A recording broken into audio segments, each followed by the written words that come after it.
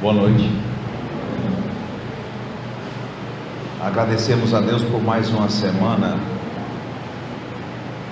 e já pedimos perdão pelas nossas imperfeições, pelas nossas limitações, pelos nossos excessos, pela nossa falta de paciência, pela nossa intransigência,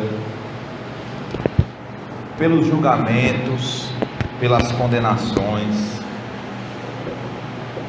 Que possamos nos fortalecer nessa semana que começa no caminho do Evangelho e efetivamente respondermos melhor às provas e expiações pelas quais nós tenhamos que passar. Começando o Evangelho de hoje, uma frase interessante do livro Religião dos Espíritos, ditado pelo Espírito Emmanuel e psicografada por Chico Xavier. Até para as pessoas que estamos vendo aqui, que estão desenvolvendo um ótimo trabalho no comentário do Livro dos Espíritos, e as pessoas que agora já estão participando, dialogando. Essa é uma experiência coletiva que nos leva a reflexões profundas e não marca a feitura por pessoas que são mais perfeitas do que ninguém, mas pessoas que estão no caminho pelejando, lutando para serem melhores do que elas mesmas a cada momento. Isso é que é importante.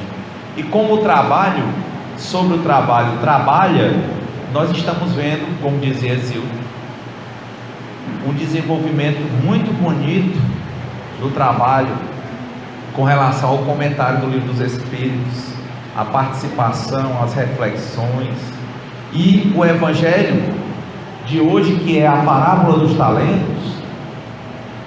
E falaram hoje no comentário do Livro dos Espíritos sobre filhos, família, falaram sobre o que é um bom filho, uma ovelha negra, né, como dito, e se questiona o papel das pessoas e o nível evolutivo das pessoas que estão trabalhando nos centros espíritas, que sempre precisam de novos trabalhadores, de mais trabalhadores, de pessoas que tenham o objetivo forte de serem melhores e de ajudarem ao mesmo tempo.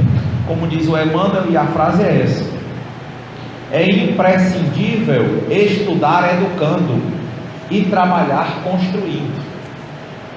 Então, tem uma frase também bem interessante que ele diz: nós não vamos esperar a riqueza para colaborar, nem esperar a nossa perfeição para colaborar, porque senão nós não vamos colaborar nunca. Como dizem os ditados aí cearenses, né, que nós conhecemos na cultura popular: quem é justo no pouco é justo no mundo. Quem é sincero no pouco é sincero no mundo. Então, como diz o Emmanuel aqui, ele diz: não esperes, portanto, que a vida te imponha uma cruz de ouro para ajudar e servir.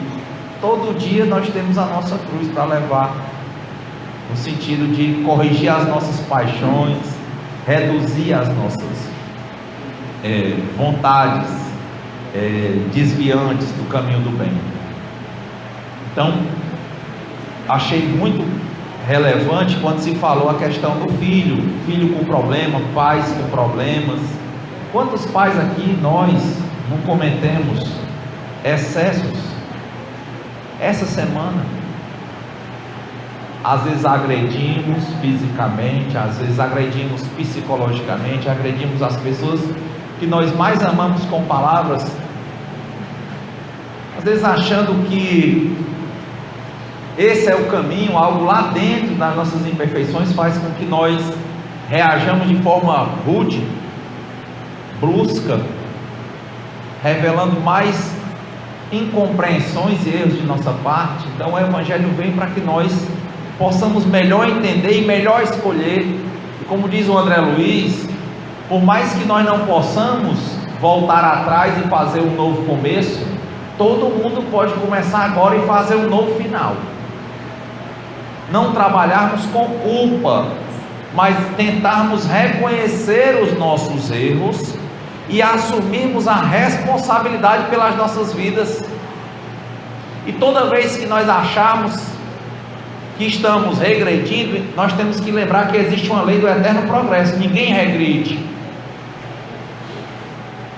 O que acontece é que às vezes nós claudicamos por incompreensão, mas vamos nos fortalecendo no Evangelho, na compreensão, nos estudos, na prática, para nos tornarmos sim pessoas melhores.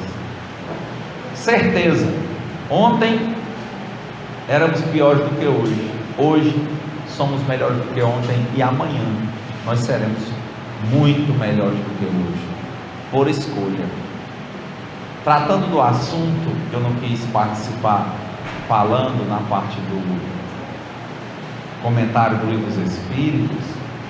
Eu recebi uma indicação de alguns livros para ler, uns não espíritas, né? Estou lendo uns espíritas e estou com outros livros de autoconhecimento. E aí eu li aquele Em Busca de Sentido, que eu indiquei para vocês, e agora eu estou lendo um livro de um terapeuta chamado As 5 Linguagens do Amor. Um livro muito bom para família, para casal, para filho. E eles estudaram, acho que a pergunta que você fez, acho que o Sérgio, essa relação. Ele começa dizendo que as crianças, elas têm um tanque de amor. Elas sentem um vazio. Ele diz: quando o tanque está seco, pode esperar que vem problema. E ele diz que os adultos também têm tanques de amor. E ele diferencia paixão. Ele diz que pelos estudos que eles já fizeram, as paixões duram em torno de 2 anos. E ele diz que o mais interessante é você ter um tipo de amor em que você escolhe alguém depois que passa esse efeito da paixão e assume a responsabilidade. Veja o diálogo das fontes. O livro Em Busca de Sentido, lá dos que estavam nos campos de concentração, o sentido que eles acharam para a vida foi assumir responsabilidade. Não perguntar o que eles querem da vida, mas o que a vida quer deles. Isso lhes deu um sentido, fortaleza para seguirem. Nesse livro As 5 Linguagens do Amor, ele diz que o sentido é o amor. Ele diz que todo mundo sente esse vazio, tem esse tanque, e toda vida que o tanque não está no nível bom, nós fazemos bobeira, como dizem para os meninos, nos desviamos. E disse que os próprios meninos que começam a dar problemas são sinais de que o tanque de amor dele está vazio, e eles literalmente estão querendo chamar a atenção. E aí vão fazer das maneiras que eles acharem que chamam a atenção. Então, ele vai dialogando exatamente para você entender o que é o amor, um amor que permanece. É como o trabalhador do centro, muitos trabalhadores, e a gente louva, a gente sabe que é difícil na vida é manter as coisas, porque quando a gente está sonhando, a gente sonha com muitas coisas e fica vendo o que é que dá certo, mas um dia a gente se encaixa em algum lugar, em tudo. A grande questão é, será que nós vamos saber ter passado da fase da paixão, do encantamento emocional por uma carência profunda no tanque de amor, e a gente vai chegar numa fase em que a gente escolhe amar e se responsabiliza pelo amor, pelo trabalho, porque nós oscilamos nisso. E é muito louvável quando nós vemos pessoas que conseguem passar anos juntos, melhorando a sua relação, passar anos juntas, seja na relação afetiva, seja numa relação de trabalho, seja numa relação filantrópica, né? No sentido aqui do trabalho, por exemplo, espiritual. E todos nós sabemos da dificuldade de manter as coisas. Não é uma dificuldade material, é uma dificuldade espiritual. Nós procurarmos ver, assumimos as responsabilidades e nos encantarmos a cada momento com o que nós fazemos, sem que esse encanto seja vaidade, mas seja algo equilibrado que lhe leve a continuar o trabalho, um trabalho que vai sempre sendo mais necessário, melhor desenvolvido e aprimorado constantemente. Então, eu achei super interessante. A gente vence as coisas por amor. Quando a gente não entende isso, é bom que nós nos capacitemos muito, lendo coisas assim, até que a gente entenda de verdade que não é com dor, em regra, mas é com amor. E quem é embrutecido, eu por exemplo, é importante ir tentando se lapidar o máximo possível, compreender o máximo possível, tentar trabalhar o máximo possível,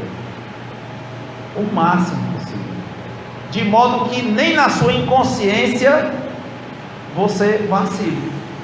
Você começa na consciência, mas tem aquele resquício lá dentro de você, aquilo ainda não é natural, mas não é natural porque nós não entendemos ainda. Nós achamos ainda que o nosso jeito antigo de fazer é o jeito certo. Só que tem outras formas, tem formas melhores. Como disse o Chico, eu deixo que as pessoas sejam como elas quiserem, dou o direito às pessoas de serem como elas quiserem, mas eu tenho o dever de ser melhor do que eu mesmo a cada dia. Essa é uma marca espírita. E a prece de hoje, pesquisando aí um pouco na internet, para a gente refletir como é que está, muita gente que está aqui pela dor, achando que a dor é a que sente a maior do mundo. Então hoje a prece também eu quero estender. Diz que em média hoje no Brasil morrem por assassinato 171 pessoas por dia. Então fazer uma prece hoje em favor das 171 pessoas que estão morrendo assassinadas hoje, as 171 famílias no mundo que hoje tem uma produção suficiente. A cada 4 segundos morre uma pessoa de fome. Orar pelas pessoas que a cada 4 segundos desencarnaram por inanição. Orar pelos 40 milhões de pessoas que trabalham em regime de escravidão no mundo hoje. 40 milhões. Lembre-se que Fortaleza tem 3 milhões de pessoas. Só para você imaginar, mensurar.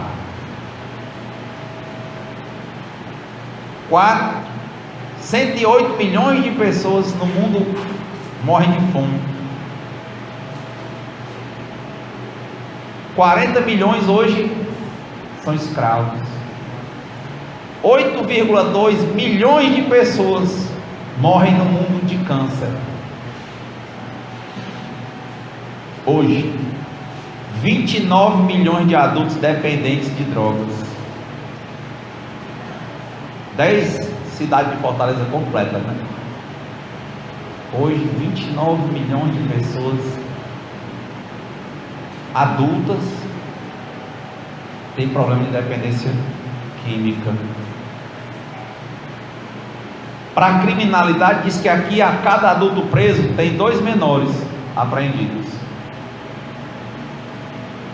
Mais de 600 mil são os presos. Orar por eles. Com depressão, hoje, está em torno de 4% da população mundial. 300 milhões de pessoas hoje com depressão.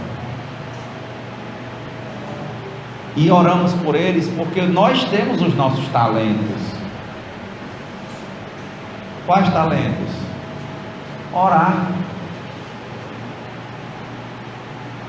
Falei isso sexta-feira agora próxima, lá no Paulo Estevam Piedade.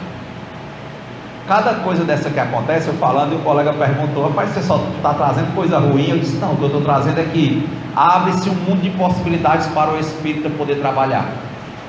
Quando ele não puder ajudar diretamente com uma palavra amiga, com a doação, ele pode no mínimo orar, e é muita coisa. Dizem os Espíritos que quando você abre um evangelho no lar, uma luz se estende por todo um bairro. Por todo um bairro, uma luz.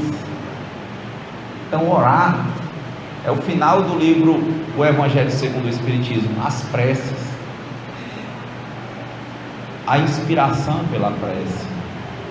Quando a mente nossa estiver aturdida, nos levando quase à depressão, às vezes repetir tipo os mantras mesmo, canso de às vezes parar e começar a repetir, lembrar de pessoas, às vezes vou correr, fico lembrando de pessoas que estão lá dentro de mim, que eu tenho alguma raiva, ou algum ódio, ou alguma incompreensão, ou eu acho que eu fiz algum mal, começo a lembrar do nome delas e pensar: Pai, perdoa, pede perdão a elas e pede perdão ao Criador por elas, e vai se limpando, vai orando por elas. Lembro que Hermógenes fala uma frase muito interessante, ele diz: entrego, confio, aceito e agradeço. Muitas vezes num momento de desespero, às vezes a gente repete aquilo vai se enraizando. Os Espíritos dizem que é melhor que você fale do seu coração, mas às vezes seu coração está tão aturdido, que é importante, enquanto ele se acalma, não é isso?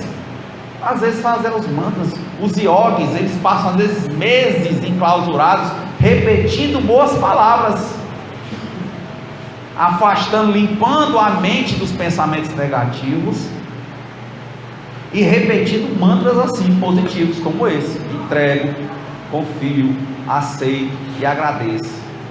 Ele entra tanto naquilo que ele passa meses numa posição, às vezes aguenta temperaturas impressionantes, porque o corpo se submete ao espírito. Uma coisa interessante dos presos encarcerados lá em busca de sentido, ele disse: aqueles brancos muito altos e um inverno de menos 20 graus, tiraram a roupa deles, pelaram a cabeça, o corpo todo, e ele disse: era a primeira coisa que eles pensaram, vamos morrer de gripe, né? Pneumonia. Ele disse: a primeira coisa que eu percebi, passei 3 dias e 3 noites, todo mundo nu, um quarto para 250 pessoas, com 1000 pessoas, um frio abaixo de 20 graus, primeira coisa que eu pensei, eu jurava que a gente gripava e aí morria, e nós ficamos todo mundo, só o que nós comemos foi um pão, tomamos um copo de água para 4 dias, e não morremos, e não necessariamente gripamos. Quer dizer, o corpo suporta coisas, às vezes, quando o espírito precisa passar por algo que nem a ciência explica. Então, hoje, muito alegre por estar aqui trabalhando e tentando ser uma pessoa melhor sempre. Então, o Evangelho é a parábola dos talentos. Item 6, capítulo 16. Não se pode servir a Deus e a Mamon, né? Mamon, dinheiro. Quando diz não servir a Deus e a Mamon, Mamon é o dinheiro, Marcos. Nesse trecho, nesse livro Religião dos Espíritos, começa logo pela explicação do capítulo. Não se pode servir a Deus e ao dinheiro, e a Mamon. Mas olha o que é que os Espíritos, Emmanuel, por exemplo, falam. É a nossa obrigação das mais simples colocar o dinheiro a serviço de Deus. Não é condenar o dinheiro, é colocar o dinheiro a serviço de Deus, é distribuir. O dinheiro nas mãos justas do bem converte o pauperismo em trabalho e o sofrimento em educação. Saiu com não servir a Deus e a Mamon. E na parábola dos talentos, comentário dos Espíritos: o Senhor age como um homem que, devendo fazer uma longa viagem para fora do país, chamou seus servidores e lhes colocou nas mãos seus bens. E tendo dado 5 talentos a um, 2 a outro e 1 a outro, segundo a capacidade diferente de cada um, logo partiu. Aquele, pois, que tinha recebido 5 talentos, foi-se embora, negociou com seu dinheiro e ganhou 5 outros. Aquele que havia recebido 2, ganhou da mesma forma outros 2. Mas aquele que não havia recebido senão 1, foi cavar na terra, aí escondeu o dinheiro do seu senhor. Olha a questão do dinheiro, não é ter o ódio ao dinheiro, é todo o trabalho, assumir a responsabilidade. Que você pegou, frutificar. Lembra a frase do Emmanuel? Temos que aprender a estudar ensinando e trabalhar construindo. Temos que colocar na nossa cabeça, por exemplo, que um dos que chamavam os 7 pecados capitais, que eu acho um dos mais fortes, chama-se preguiça. Temos que ter força para nos levantar e fazer as coisas que nós podemos fazer, para não enterrarmos os nossos talentos, porque nós tendemos a quem faz um cesto, fazer um centro. Se a gente tem preguiça até de buscar um copo de água para que nós mesmos possamos beber, avalie quando a gente precisar fazer um trabalho qualquer, num centro que tenha que durar 1 ano, 2 anos, 3 anos, 4 anos, 5 anos, e aquele todo domingo, vai ser mais difícil. Enquanto em cada coisa nós formos fazendo, evitando a preguiça, ou lembrando da preguiça, entendendo que tem, mas escolhendo combatê-la, você vai aderindo às coisas e enfrentando. Quem aqui, por exemplo, quantos aqui, aliás, não amanhecem assim do domingo para a segunda, acorda super tenso? O medo do que vem, aquela tensão. Para aí, ora, pede a Deus o que? Pai, me livra dos males. Eu nem gosto dessa muito assim. Eu falo assim: Pai, dá-me força e equilíbrio para enfrentar o que tiver de vir, o que tiver de vir, só virá para o meu aprendizado, e fica afastando o pensamento de tensão. Tem que ter disposição para enfrentar uma segunda-feira, para ter trabalho, não para descanso, para quando não tiver um trabalho efetivo, que tem uma contraprestação, que você pare, por exemplo, para ler, para se edificar, para escutar uma boa palestra, para ajudar alguém. E os problemas que venham, respire e entenda: eu não estou sozinho. Aí eu acho mais interessante as orações antigas, né? Com Deus me deito, com Deus me levanto.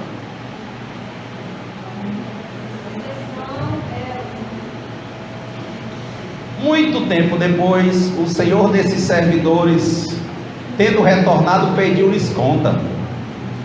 E aquele que havia recebido 5 talentos, veio lhe apresentar 5 outros, dizendo-lhe: Senhor, me havíeis colocado 5 talentos nas mãos, eis aqui 5 outros que ganhei. Seu senhor lhe respondeu: Bom e fiel servidor, porque fostes fiel em pouca coisa, eu vos estabelecerei sobre muitas outras. Entrai no gozo do vosso senhor. Aquele que havia recebido 2 talentos veio logo apresentar a ele, dizendo-lhe: Senhor, me havíeis colocado 2 talentos nas mãos, eis aqui 2 outros que ganhei. Seu senhor lhe respondeu: Bom e fiel servidor, porque fostes fiel em pouca coisa, eu vos estabelecerei sobre muitas outras. Entrai no gozo do vosso senhor. Veja como é interessante. Diz o Buda que o sorriso é como uma vela. Se você deixar uma vela, alguém acender na sua vela e outro deixar outra acender, a vela nunca vai, a chama nunca vai apagar. E se você sorrir, gera uma cadeia de sorriso, é olhar para o outro e sorrir. O amor, pelo que a gente vê das instruções dos Espíritos, é algo que é para ser usado, e que quanto mais se usa, ele mais se desenvolve.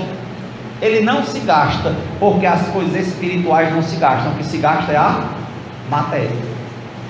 A matéria, mesmo que você não use, ela se gasta. Veja um sapato guardado que você não usa, quando botar no pé, a cola acabou.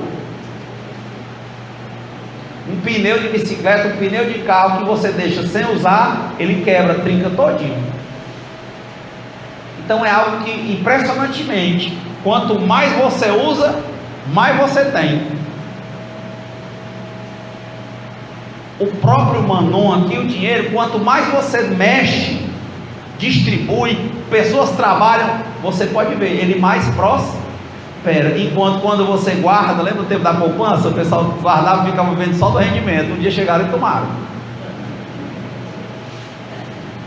Não é algo feito para ser guardado, é para ser movimentado. Qual foi a frase? Emmanuel? O dinheiro nas mãos justas do bem converte o pauperismo em trabalho. Distribua. E os sofrimentos em educação.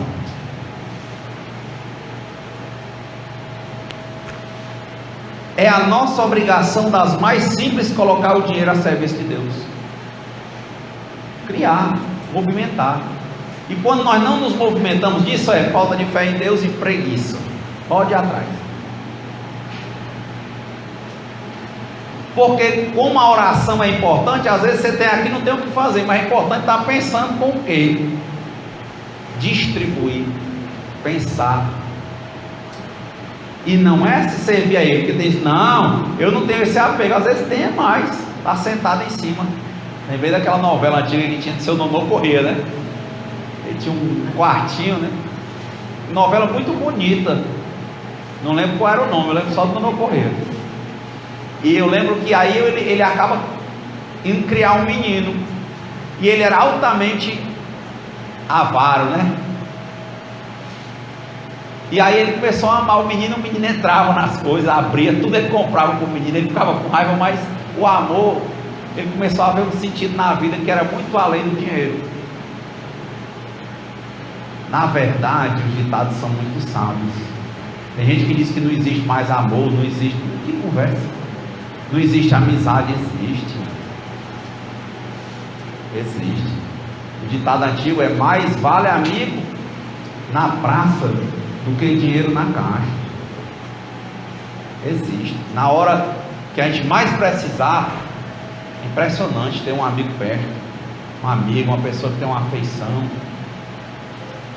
É o desenvolvimento. Mais usar a amizade, mais amizade tem. É tão lógico, eu vejo pessoas que se movimentam, por exemplo, no Facebook. Quem se movimenta muito é cheio de amigos. Quem se movimenta pouco não tem. Ah, que tipo de amigo? Estou dizendo que movimentou tem. Se nós nos damos às pessoas, nós começamos a ter pessoas próximas de nós. Se na nossa família nós começamos a ir para os pequenos eventos, para toda coisa que tem, não é isso não? Nós temos uma família, senão a gente só tem um nome de família. E tem gente, vou lá para aquilo, é só cidade, não sei o que. Vá para tudo que tiver. Com o tempo você vai ver que os laços que não tinham, vão ser restituídos. Porque não tem como não ter laço, porque a programação espiritual era exatamente para ir para a família, transformar ódio em amor e desenvolver o amor que tinha. Tem que ir, é importante. É só um parabéns, vai lá, dá o parabéns. Era só um cafezinho surpresa ou besteira. Não, é importante, vá. Como ir para a escola, vez por outra deixar o filho, deixar a filha, acompanhar uma reunião. É um tanque de amor que está sendo preenchido. De uma fonte inesgotável. Qual é? O amor. Fonte de energia inesgotável, o amor. Quantas vezes nós, pais e mães, nós tivemos momentos em que o filho, você estava esgotado e o filho tem uma febre alta e você passa a noite pedindo? Fonte de energia, amor. E ele ali chorando, o pessoal furando no hospital, sem nem ter noção, só chorando, e você ali pegando do lado dele. Na hora que você sai, ele chama: quero a mamãe, quero o papai. Mas essa senhora é boa, essa é médica, mas eu quero a mamãe, eu quero o papai. Mas o papai e a mamãe não sabem nem ler nem escrever, não são médicos. Não, eu quero a mamãe, eu quero o papai. Isso é um dom, isso é um talento que traz consigo uma responsabilidade. Tudo é importante. Tudo é importante. Então assumamos a responsabilidade, cuidemos constantemente. Se tem alguém, cuide dessa pessoa. Cuidar, amar, não quer dizer sempre que você vai sempre falar um sim. Emmanuel diz que o não às vezes é necessário. Agora ele é muito claro. Nem sempre um sim precisa ser um mel, e um não necessariamente precisa ser um fel. Mas ele tem que ser dito. É por isso que hoje nós pedimos perdão pelos excessos, porque às vezes a gente estava num caminho pensando em fazer uma coisa boa, mas nos excedemos com agressividade. Pedimos muito perdão por isso e tentamos sinceramente transformar nossas ações de correção, os nãos, que eles não sejam féus, mas que eles sejam ditos quando necessário. E os sims não necessariamente precisam ser mel, mas também são necessários. E ainda assim, nós fazendo a nossa parte, pessoas que nós amamos vão sentir dores. Por quê? Porque a dor é uma marca do amor de Deus para ensinar quem tem um coração embrutecido, e nós temos, e as pessoas que nós amamos têm também. E aí o diamante vai ganhando mais valor com a lapidação. Então a dor é necessária, dizem os bons espíritos. Ela não é indispensável, mas ela é necessária em muitos casos. O sofrimento é opcional. A dor é necessária, o sofrimento é opcional. E aí você está ali na posição de sim e não, com responsabilidade, e o outro às vezes ainda vai passar por dores. E quer queira, quer não, como disse Joana de Ângeles, por mais que você ame alguém, você não pode tomar remédio por ele.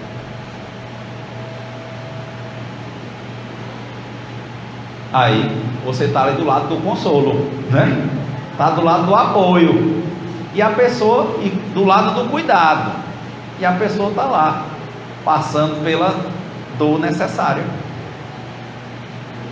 Não devemos ter medo dos problemas, devemos sempre encarar os problemas como oportunidades. Olha aí o talento, o último que guardou os talentos. Aquele que não havia recebido senão um talento, veio em seguida e lhe disse: Senhor, sei que sois um homem duro, ao medo, que ceifais onde não haveis semeado, e colheis onde nada haveis empregado.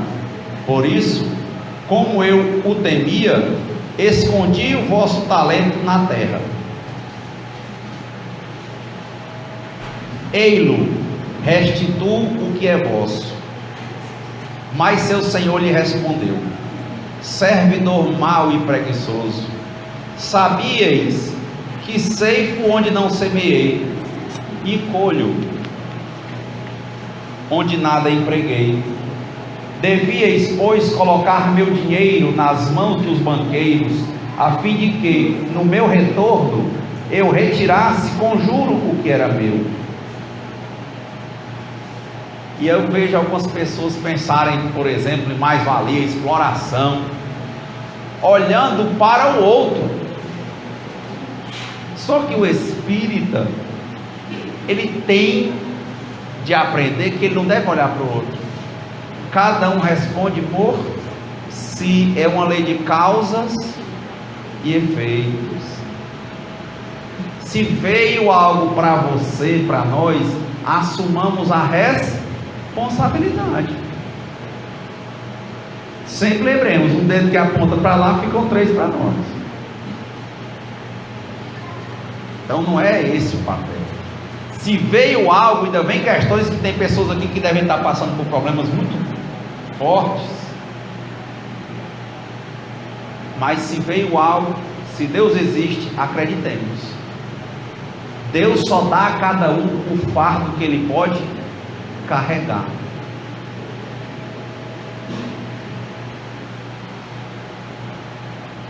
E, como disse o Cristo, quem em sendo pai, o filho com fome lhe pede pão e o pai vai dar uma pedra? Quem em sendo pai, o filho está com fome e o pai vai entregar para ele uma serpente? Aí o Cristo pergunta: se vocês que são imperfeitos não fazem isso, imagine o nosso Pai que está no céu. Ou seja, tudo que acontece, já que Deus sabe, não existe acaso, Deus sabe quantos fios de cabelo tem na cabeça de cada pessoa. Então, só acontece o que é necessário para que nós nos tornemos espíritos melhores. É uma lógica espírita que não é difícil de entender, é difícil um pouco de praticar, mas exige que comecemos e continuemos, porque um caminho de 1000 passos começa pelo primeiro. O caminho, por vezes, é mais importante do que a chegada. O caminho é mais importante do que a chegada. Por isso que muitas vezes nós traçamos um objetivo e às vezes temos que desviar a rota. E a rota é importante, o desvio, a escolha, cada momento, cada intempérie, cada instabilidade das nossas cabeças, para que nós possamos chegar sempre, a cada fim de dia desse, prestar contas com Deus, no sentido de dizer o que é que nós ainda fizemos imperfeito, e o que é que a gente conseguiu de alguma forma atender ao espírito de solidariedade, de amor, de caridade, para que nós possamos nos beneficiar da lei de justiça, que só pode estar dentro da lei de amor. Olha, o servo que ficou com medo e talvez com preguiça, o que é que ele diz? Que se lhe tire, pois, o talento que tem, e dê-no àquele que tem 10 talentos, porquanto dá-se-á a todos aqueles que já têm, e eles serão cumulados de bens. Mas aquele que não tem, tirar-lhe a mesmo que pareça o que pareça ter, e que se lance esse servidor inútil nas trevas exteriores. Ali haverá choros e ranger de dentes. Não é uma punição na leitura evangélica, aqui parece uma punição, porque é material. Mas na vida evangélica, na vida espiritual, que nós sabemos que os espíritos não morrem, que tudo é aprendizado. O que acontece? Pegou a fila para entrar, não fez o que tinha que fazer, não estava com os documentos adequados, esqueceu algo, você não vai ser punido. O que vai dizer? Infelizmente o senhor não pode entrar agora. Volte, vá buscar o que está faltando e volte para o começo da fila. E se esquecer novamente, volta. Aí tem uma hora que você leva tudo, não tem não? Quem já pegou fila mais de uma vez porque esqueceu algo? Quando volta escolado, sabe bem direitinho o que é, o que não é. Chega na fila, olha às vezes por detrás e diz: ei, você trouxe os documentos, porque se chegar lá não tiver esse documento, não entra. Quem já viu isso também? Pessoas dizendo, porque tem certeza, mesmo sem serem os melhores formados, mas tem experiência naquela fila. Dali eles não voltam, porque já voltaram um dia. E quem não volta, é porque já sabia o que tinha que levar e levou. É o que esse fez com esse rapaz. Olha, eu te deixei, te dei o que era meu, para você trabalhar em cima. O que você fez? Nada. O que acontece? Então, o pouco que tu tem vai ser tirado, porque não é seu, era meu, eu te dei um. Eu mandei recolher. Agora haverá choro e ranger de dentes, por quê? Porque ele vai voltar para um começo de fila em que ele começa sem ter nada na mão. Porque na verdade, nós não temos nada, gente. A matéria, ela é organizada para o aprimoramento do espírito. É a música, né? Tudo é do Pai. Aí ele te dá, chega aqui e te dá a possibilidade, não é a regra. Matou, será morto, ou porque matou muito, na outra será um médico que vai salvar vidas. Mas pode acontecer. Muitas vezes está nas programações. Nesse livro aqui, Religião dos Espíritos, tem um trecho. Muitas vezes, pessoas que vieram mudas na outra encarnação, é porque tiveram, muitas vezes, o dom da oratória, de falar, e mal utilizaram o dom. Quando chegou lá no plano espiritual, eles programaram, sabiam o valor que a palavra tinha, o poder que eles poderiam conseguir com a palavra, o status que eles poderiam conseguir com a palavra, mas eles sabiam daquilo, tinham consciência interna do poder de uma palavra. Mas como eles mal utilizaram, ele diz: olha, eu acho que realmente eu ainda não senti qual era o verdadeiro valor desse talento chamado falar. Então eu peço a espiritualidade para reencarnar mudo. Acontece. Vem mudo.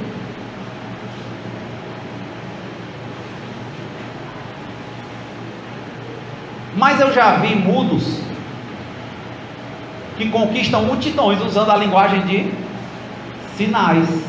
Muitos, a maioria, não vai para esse caminho. O outro, o que aconteceu então? Você não vai poder voltar a falar. E ele consegue ainda se comunicar e ter seguidores surdo-mudos. É porque provavelmente naquela encarnação ele reaprendeu o valor da palavra e recebeu uma nova oportunidade de chegar com a palavra simbólica, não com a palavra falada, mas ele arranjou outra forma de se comunicar. E aí ele arranjou e começou. Ele pode novamente com isso desvirtuar o caminho? Pode. Mas a tendência é que ele já esteja melhor.